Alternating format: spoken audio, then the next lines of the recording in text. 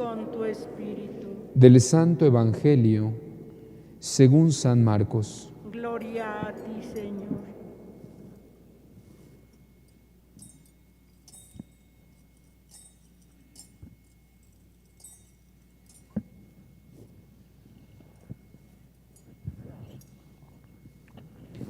En aquel tiempo, cuando Jesús regresó en la barca al otro lado del lago, se quedó en la orilla, y ahí se le reunió mucha gente.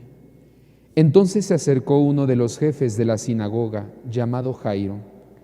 Al ver a Jesús, se echó a sus pies y le suplicaba con insistencia: «Mi hija está agonizando. Ven a imponerle las manos para que se cure y viva».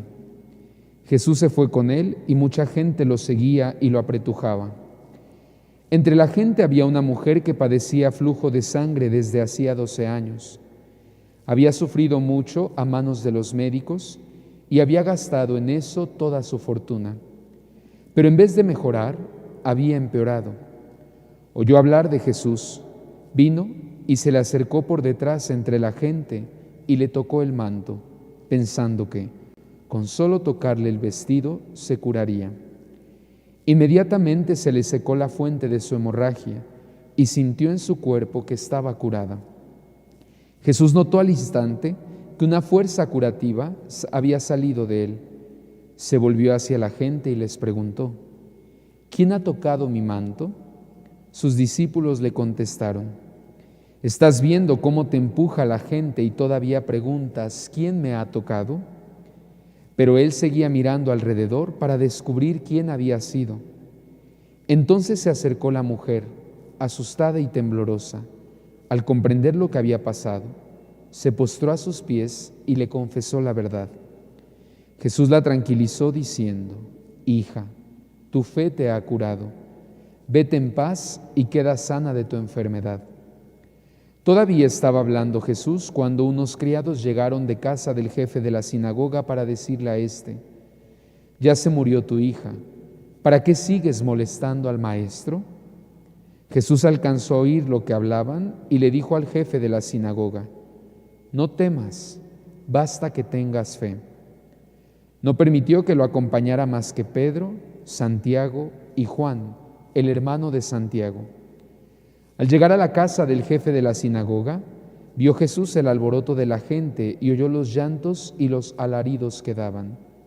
Entró y les dijo: «¿Qué significa tanto llanto y alboroto?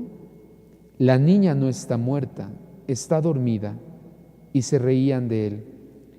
Entonces Jesús echó fuera a la gente y con los padres de la niña y sus acompañantes entró a donde estaba la niña. La tomó de la mano y le dijo: «Talita cum», que significa: «Óyeme, niña, levántate». La niña, que tenía 12 años, se levantó inmediatamente y se puso a caminar. Todos se quedaron asombrados. Jesús les ordenó severamente que no lo dijeran a nadie y les mandó que le dieran de comer a la niña. Palabra del Señor.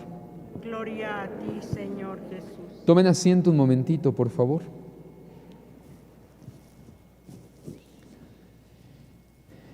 Durante varios días hemos estado escuchando en la primera lectura tomada de la carta a los Hebreos el capítulo número 11, que, como ya lo veíamos hace 3-4 días, este capítulo nos introducía al tema de la fe.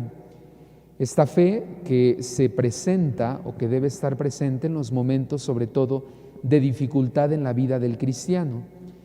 Y entonces, durante algunos días escuchamos cómo el autor de la carta a los Hebreos iba presentando modelos de fe, tomados del Antiguo Testamento, empezando con Abraham, Isaac, Jacob, Sara. El día de ayer presentaba más personas, más miembros de la historia de la salvación, que su fe les ayudó especialmente cuando todo se tornaba difícil. Pero miremos cómo este camino de ir presentándonos a los modelos de fe que encontramos en la historia del pueblo de Israel tienen su cumplimiento y su plenitud en Jesús.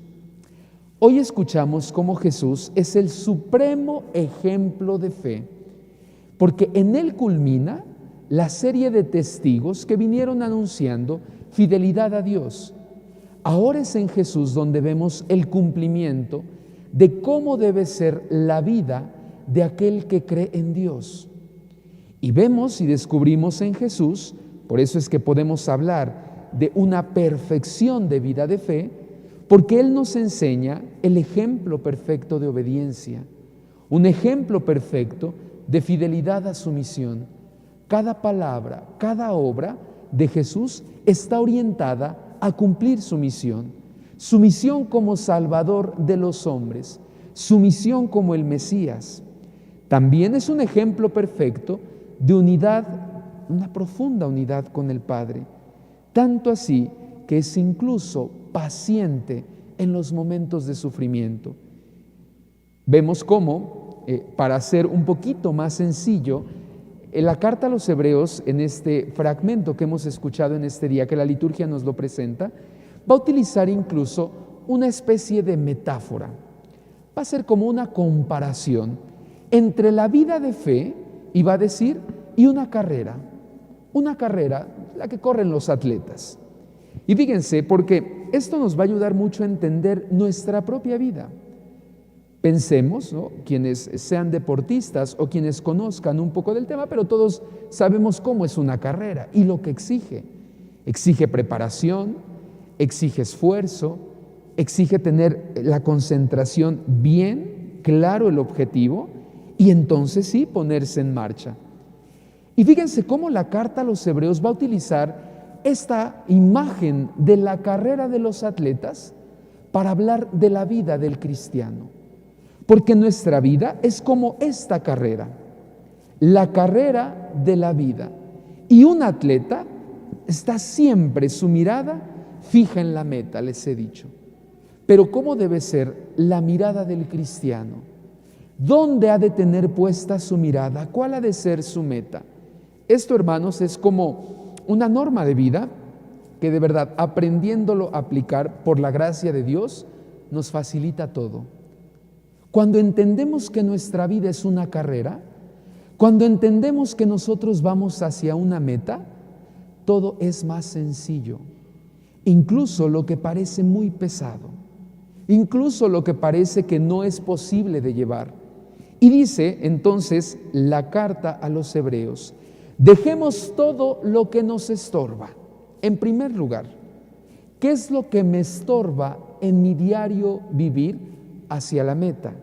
Ya vamos sabiendo quién es la meta, ya vamos sabiendo hacia dónde nos dirigimos. Bueno, ¿qué es lo que nos estorba para llegar a Él? Después lo va a decir la carta a los Hebreos, librémonos del pecado que nos ata, para entonces sí correr con perseverancia. Y fíjense, estas palabras son la clave. Fija la mirada en Jesús, el que conduce su camino, el que recorre el camino de la carrera con la mirada puesta en Jesús, sin distractores, entonces nada lo detiene. ¿Por qué? Porque a veces en nuestra vida nosotros imaginemos nuevamente en esto de la carrera, ¿qué pasaría si alguien que está teniendo una competencia, cuando va corriendo, comienza a voltear a ver a los que van junto y comienza a voltear a ver hacia el cielo y comienza a voltear a ver el piso? ¿Qué pasa cuando pierde la mirada? ¿Qué pasa cuando deja de estar fija su mirada en la meta? Se cae, se pierde incluso la carrera. Y eso pasa con la vida.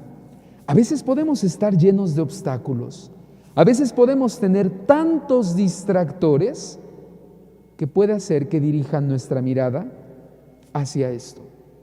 Y fíjense cómo ese es uno de los motivos por los cuales nosotros a veces dejamos que un problema nos hunda, que una situación, sí, tal vez difícil, pero que incluso una situación no tan difícil nos aparten de la meta. Hagan que ya nuestra mirada no esté puesta en Jesús, sino que nosotros vayamos perdidos, ahogándonos por nuestros problemas. Y qué bonito ejemplo tenemos en el Evangelio de esto. Tenemos a dos mujeres que hoy nos presenta el Evangelio de San Marcos, dos mujeres que reciben la curación por parte de Jesús. Es muy curioso, porque dos de ellas con 12 años, tanto la mujer que sufría los flujos de sangre, ¿cuánto tiempo dice el Evangelio que llevaba así? 12 años.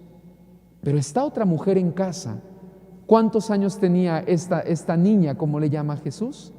12 años. Son dos mujeres salvadas y curadas por su fe, porque tenían puesta la mirada en Jesús. Alguien podría decir, no, padre, la niña no. Vamos a ver que sí. Fíjense, la primera es curada por su fe y esperanza, por su propia fe y esperanza. A ella no le importa que hay tanta gente, a ella no le importan los obstáculos, ni siquiera los obstáculos internos.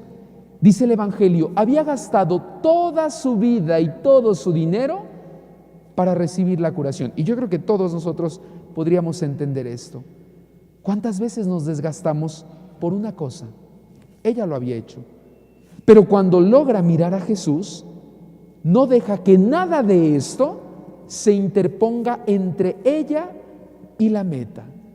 Y tanto así que cuando toca a Jesús, es curada. Por otro lado tenemos a la niña. Ella, en realidad, ¿por quién es curada? Por la fe de sus padres. Es su padre el que también tiene claro su objetivo, que mi hija esté curada, que mi hija no muera, y pone su mirada en Jesús. Era un jefe de la sinagoga. Él tenía prohibidísimo lo que hace, que es arrojarse a los pies de Jesús para suplicar por la salud de su hija. Ambas son curadas por la fe. Una por la fe propia, pero otra por la fe y la esperanza de intercesión de sus padres. Yo creo que aquí especialmente este Evangelio personalmente me encanta para hablarle a los padres cuando sus hijos viven en la época de la rebeldía, ¿no? Padre, es que mis hijos ya no creen, es que mis hijos ya no quieren ir a la iglesia, es que mis hijos no quieren saber nada de Dios, claro. Pero hoy Jesús nos dice eso, están enfermos, espiritualmente, claro. Pero hay que seguir intercediendo por ellos como padres, pidiéndole a Jesús por ellos, rogándole a Jesús por ellos, porque el Señor siempre va a responder la oración que hacemos por nosotros, pero también la oración que hacemos por quien parece que está padeciendo una gran enfermedad, una gran situación de vida. Por último, quisiera detenerme en esto que Jesús hace. Cuando la mujer toca a Jesús, nos dice el Evangelio, todos estaban así, apretujando a Jesús, ¿no? Había tanta gente. Pero Jesús, ¿qué es lo que hace? Él pregunta, ¿quién me tocó? Tanto así que dice que los apóstoles se lo quedan viendo y le dicen, oye Señor, ¿todavía preguntas quién te tocó? ¿No ves cuántos venimos aquí? ¿Qué nos dice? ¿Jesús se enojó? No. ¿Saben por qué pregunta Jesús esto? Porque para Jesús no somos un montón, ¿eh? Para Jesús no es cantidad. Para Jesús cada uno es importante. Y eso hay que aprenderlo siempre. Cuando yo vengo ante ti, Señor, es una relación de uno y uno. Tú te preocupas por mí. Tú conoces mis padecimientos, tú conoces mis luchas, tú conoces lo que me duele. Tú y yo y tú. La mujer cuando le dice, fui yo, Jesús le dice, hija, levántate, tu fe te ha salvado. Esa es la experiencia de sanación a la que el Señor nos invita.